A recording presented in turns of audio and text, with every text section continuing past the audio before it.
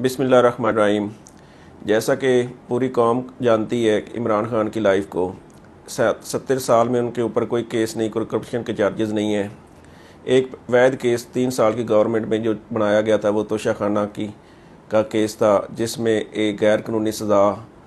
हुमायूं दिलावर के ज़रिए सुनवाई गई और खान साहब 5 अगस्त से जेल के अंदर हैं और उसकी एग्जीक्यूशन जो मैं समझता हूँ कि गवाह था वो फौरी जजमेंट मुंह से निकलती नहीं है जज के, तो खान साहब को उस्मान पार्क से गिरफ़्तार किया जाता है। उस सिलसिले में आज एक केस 3 रिवीजन पटिशन जो सुप्रीम कोर्ट में आज के लिए फ़िक्स थी, सुप्रीम कोर्ट के सामने जब आज केस खोला गया तो सुप्रीम कोर्ट ने बड़ी उस पर सख्त ऑब्जर्वेशन दी हैं और जस्टिस मुज़ाहिर अली अकबर नकवी ने ये रिमार्क्स भी पास किए कि ये दुनिया की किस अदालत में होता है जो कि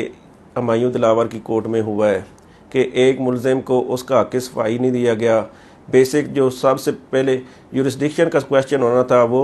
डिसाइड नहीं किया गया और पूरा ट्रायल कंक्लूड करके जजमेंट सुना दी और सज़ा सुना दी गई है। तो आज सुप्रीम कोर्ट ने जुडिशल रिस्ट्रेन का मुजाहरा करते हुए हाई कोर्ट को एक मौका दिया है कि पहले वो फैसला करे अपील का और सस्पेंशन का, और उसके बाद कल 2 बजे समाअत होगी दोबारा सुप्रीम कोर्ट में। तो मैं समझता हूँ कि इमरान खान साहब इंशाअल्लाह हक़ और सच की जंग में और उनका जो माजी है जिस तरह और पूरी कौम का एतमाद खान साहब के पर है वो कामयाब होंगे, क्योंकि उनका माजी और हाल बेदाग है। इन 3 साल से ज़्यादा अरसा के गवर्नमेंट में उनके